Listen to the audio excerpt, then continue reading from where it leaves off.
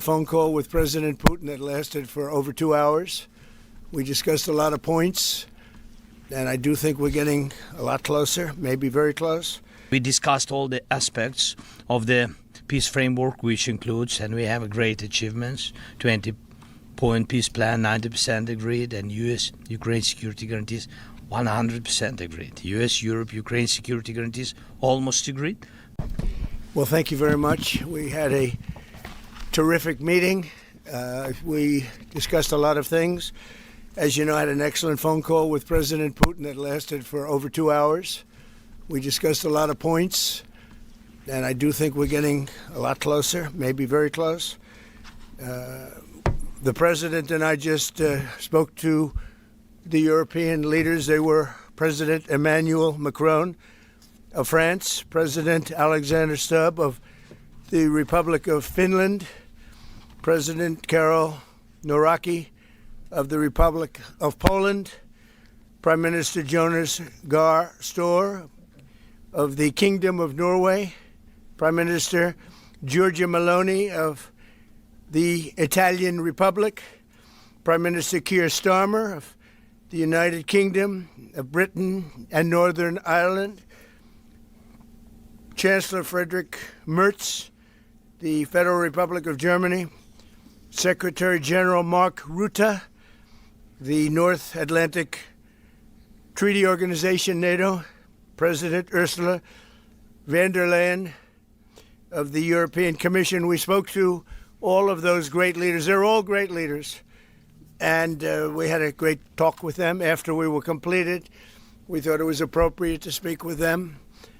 And our meeting was excellent. We covered, somebody would say 95%. I don't know what percent, but we have made a lot of progress on ending that war, which is really certainly the most deadly war since World War II, probably the biggest war since World War II. And I want to thank Steve Witkoff, who's here, and I'd like to thank Jared, who's here someplace. Thank you, Jared. And thank you, Steve. What a great job you've done. Jared Kushner, Steve Witkoff, and Marco Rubio is here. Thank you, Marco. And Pete Hegseth is here. Those two people are doing an unbelievable job. And the four people on this one are doing, I don't think anybody could do it. And we'll see if it gets done, but it's very close, certainly. Nobody would even have a chance of getting it to where it is right now. Nobody would have thought that was possible. So I just want to say we've done very well. We've had discussions on just about every subject, and that includes with President Putin before. And we went into great detail, and we likewise went into great detail today. And it was an honor to have you at Mar-a-Lago and have lunch. I hope you enjoyed the food. Your people enjoyed the food, I can tell you that. You're big, strong people. Your general over there looks like central casting. I want to also, by the way, speaking of generals, we have a great general, General Raisin Kane, who is here someplace. Thank you, General. Thank you very much. He's great. So, Mr. President, maybe you want to say a few words, and then we'll speak over the next couple of weeks. We'll speak probably quite a bit, but we'll speak tomorrow. Thank you very much. Appreciate it. Thank you so much, Mr. President. Thank you. Thank you for everything. Dear colleagues, first of all, I would like to thank President Trump for a great meeting at this amazing place in his home in Mar-a-Lago. And we had a really great discussions on all the topics, and we appreciate the progress that was made by American and Ukrainian teams in these recent weeks. Special thanks to Steve Witkoff and Jared Kushner, and thank you for their engagement and full commitment, and also to our team, and first of all to Rustem Umerov and General Gnatov, and to all our teams. And we discussed all the aspects of the peace framework, which includes, and we have a great achievements, 20-point peace plan, 90% agreed, and U.S.-Ukraine security guarantees, 100% agreed. U.S.-Europe-Ukraine security guarantees, almost agreed. Military dimension, 100% agreed. Prosperity plan being finalized, and we also discussed the sequencing of the following actions. And we agree that security guarantees is a key milestone in achieving lasting peace, and our teams will continue working on all aspects. We also had a joint productive call with European leaders, like President Trump said already, and a lot of leaders, including NATO and EU. And we agreed that our teams will meet in upcoming weeks to finalize all discussed matters. And we agreed with President Trump that he will host us, and maybe in Washington, European leaders and Ukrainian delegation, yes, in January. And Ukraine is ready for peace. And once again, would like to thank President Trump for a warm welcome and substantial discussion. Thank you, Mr. President. Thank you very much. Thank you so much, Mr. President.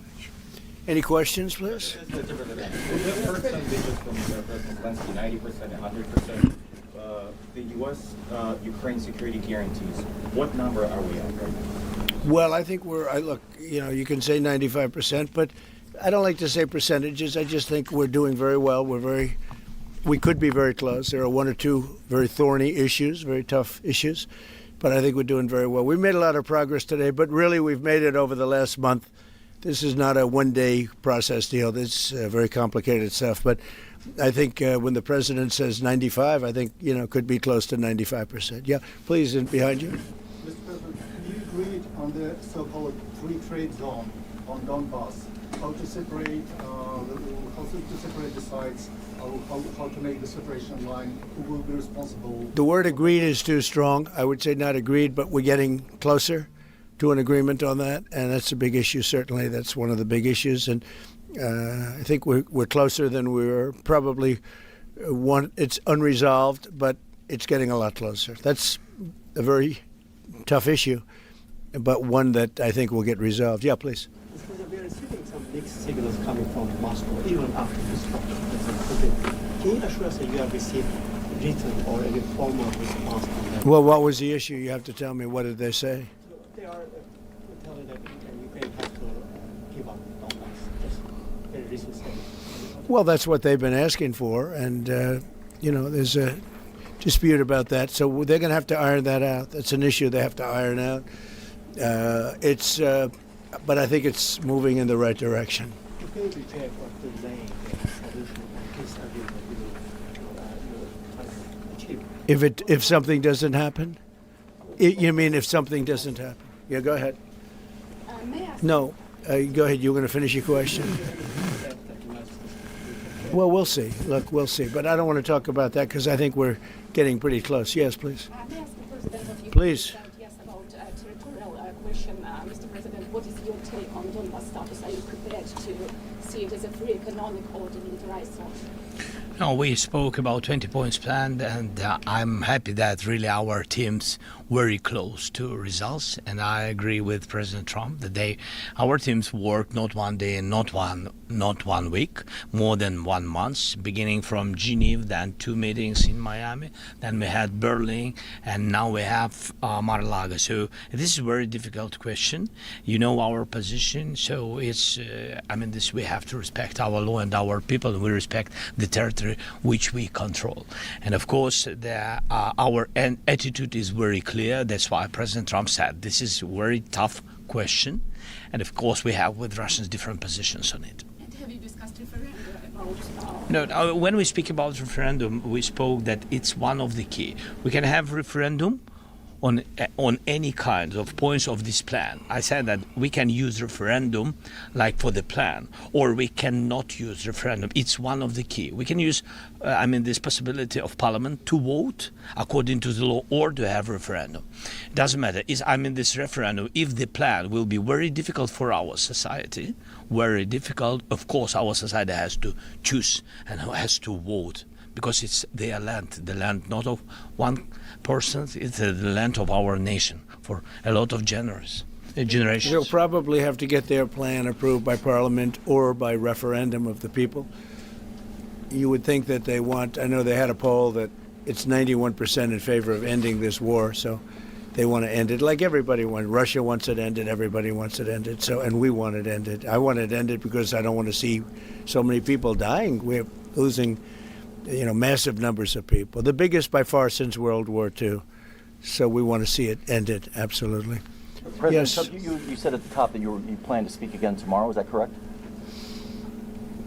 I might. I mean, it depends on what happens tomorrow. If there's an additional something to add, otherwise there's no reason to. We're in the process.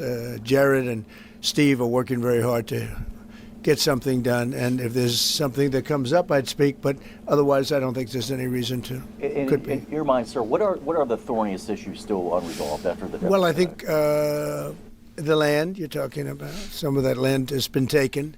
Some of that land is maybe up for grabs, but it may be taken over the next period of a number of months, and you're better off making a deal now. Look, let me tell you, they have been very brave. They fought very hard and continue to fight very hard and do tremendous damage. But Russia would like to see it end, and Ukraine would like to see it. And I think it's time to end. And a lot of very brave people, a lot of people that are dead right now, unfortunately, because I've said, and nobody's disputed it, that if the election weren't rigged and stolen, 2020, you wouldn't have had this war. It would have never happened. And it didn't happen for 4 years. Never was even thought to happen. And I spoke with President Putin. I got along with him very well, despite the Russia hoax, which was a total hoax. He used to say, what is going on over there? But it was a total hoax, as he knew and as I knew.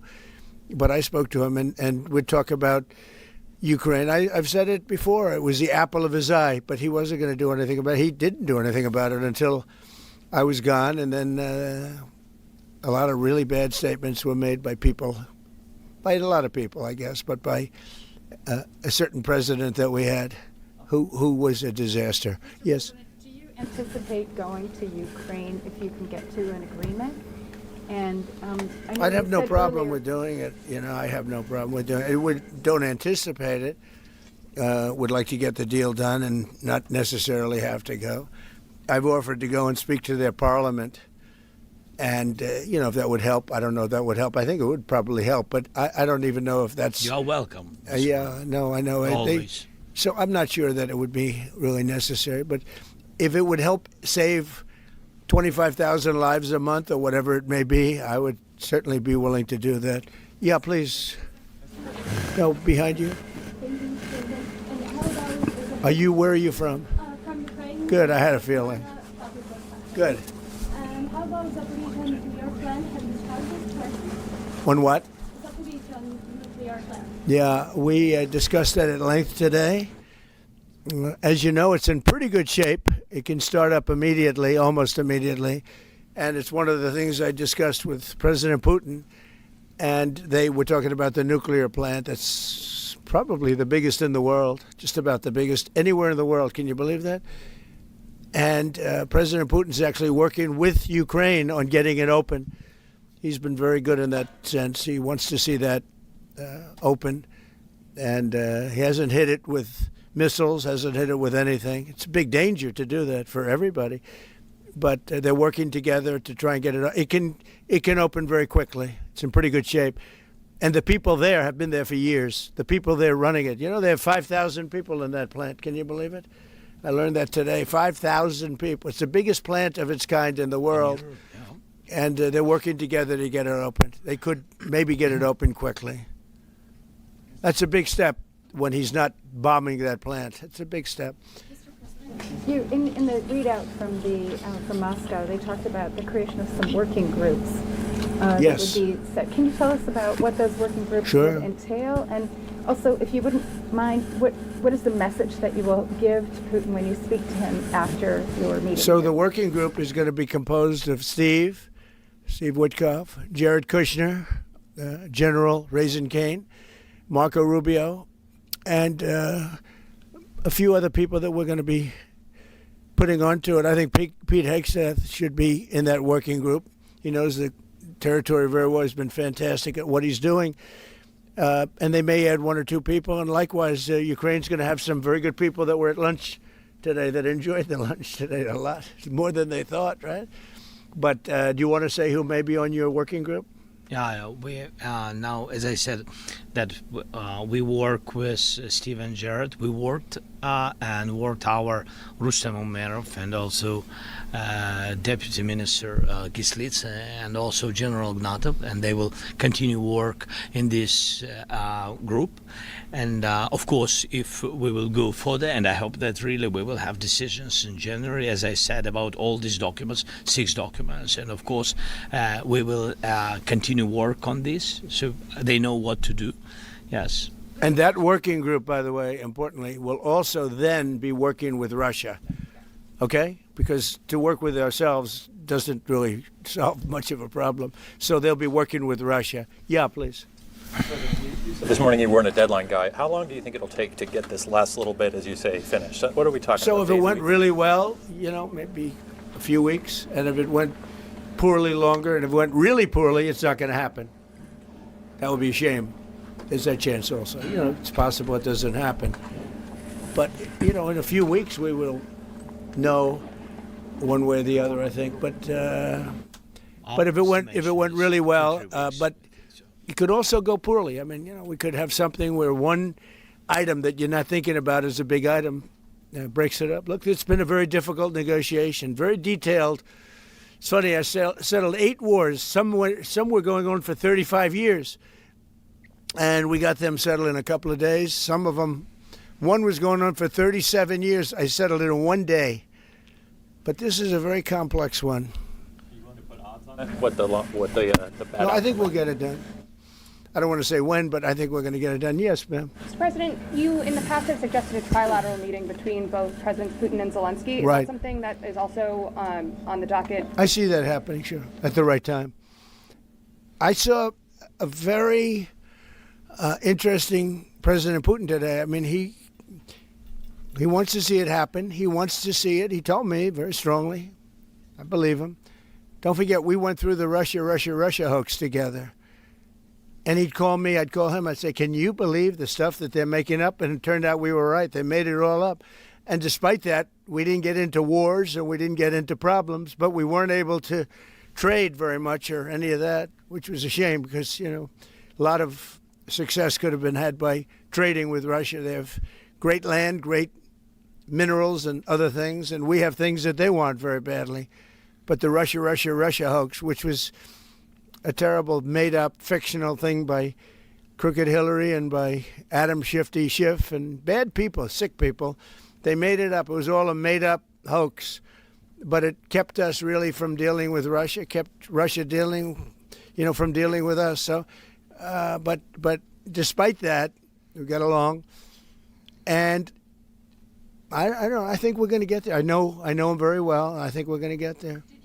Discuss any time, location, meeting place? Yeah, we're discussing a lot of things. Look, I was on the phone with him for almost, 2.5 hours, they're just telling me now. It's a long time. We discussed a lot of things. We didn't talk about the weather. We weren't talking about what a beautiful day it is in Palm Beach, Florida. Yes. Trump, President Zelensky mentioned maybe a meeting with European leaders back in Washington. Would that be in the next few weeks? Well, in Washington or someplace, yeah. These leaders that I just read, these are great people. They've spent a lot of money on helping Ukraine. And look, they're doing it for themselves also, meaning their country, because Ukraine's a very important country for them in particular. For us, it's very important. To me, it's the lives. We're thousands and thousands of miles. We're protected by a thing called the Atlantic Ocean and lots of other places, to be honest. And they're not, they're right there. But we're working together with them as we should be. But I'm doing it to save lives. We're not spending any money. Biden gave $350 billion away. And the president was nice enough to give us a contract to take out rare earth and things. So we'll see how that all works out. We have a contract, but we appreciated that. He was very good.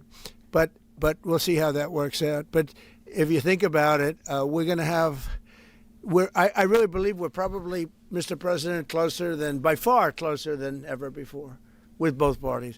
We had some times when he was close and President Putin wasn't. Then when President Putin was close and he wasn't. You saw that in the White House. But I think they both want to see it happen. In your conversation with... You were saying that you've said multiple times that you want to stop the killing. and nearly 100 American citizens died in Ukraine over that. Yeah. What's your message to their families whose loved ones died fighting? Well, look, I mean, the message is so obvious. It's what a shame. They died in a foreign country. And some are celebrated people. They're very celebrated. But so sad that a thing like that would happen. Yes, ma'am. Obviously, security is a major issue for the Ukrainians. Right. Did you offer any promises, any assurances today? Well, I did. We want to work with Europe, and Europe is going to take over a big part of it, as you can imagine. You know, they're right there. But we're going to help Europe 100%, like they'd help us. Yes, ma'am, you were going to say something? Yeah, I was just going to ask, when your conversation... Who are you with? Andrea Shalal with Reuters. That's what I thought. Yeah, so in your conversation with President Putin, did you discuss what responsibility Russia will have for any kind of reconstruction of Ukraine post an agreement? I did. They're going to be helping. Russia's going to be helping. Russia wants to see Ukraine succeed. Once, it sounds a little strange, but I was explaining to the president, President Putin was very generous in his feeling toward Ukraine succeeding, including supplying energy, electricity, and other things at very low prices. So a lot of good things came out of that call today. But they were in the works for 2 weeks with Steve and with Jared and Marco and everybody. Did Russia agree, or did Putin agree to a ceasefire to allow a referendum to take place? Not a ceasefire. And that's one of the points that we're working on right now. No, not a ceasefire. He feels that, look, you know, they're fighting and to stop, and then if they have to start again, which is a possibility, he doesn't want to be in that position. I understand that position. The president feels strongly about that or something, but I think we're finding ways that we can get around that. But I understand President Putin from that standpoint. You know, you have to understand the other side. And you know, I'm on the side of peace. I'm on the side of stopping the war. So, but I think that's a problem that's going to get solved. Yeah. Would people who live outside of Ukrainians who fled during the war be allowed to participate in the referendum? What do you mean, people where live? The people that left. Who fled to Poland and Germany. You know, if we speak about the people who are abroad, who are not on the territory of Ukraine, you mean that in Poland, in Germany, we have millions of people. Yeah, they have a referendum in the same of elections. In the same way how people come and vote, they have rights for this. And of course they have to come. That's why if we will come to referendum, yes, if we will come to such decision, people need infrastructure for this, and it's not simple, and that's why we spoke about it. It can't be in one day, very quickly. It's difficult because we need infrastructure. When you have millions of people, you have to build it in Europe, mostly in Europe for today. President Trump, I know you sound an optimistic note here, but what happens in a few weeks if things sputter? What are you prepared to do? They keep fighting, and they keep dying. No good. But if things don't happen, they keep fighting, and they keep dying. And we don't want that to happen. He doesn't want it to happen. President Putin doesn't want it to happen either. Okay? Thank you very much, everybody. Thank you. Appreciate it. Great. Thank you.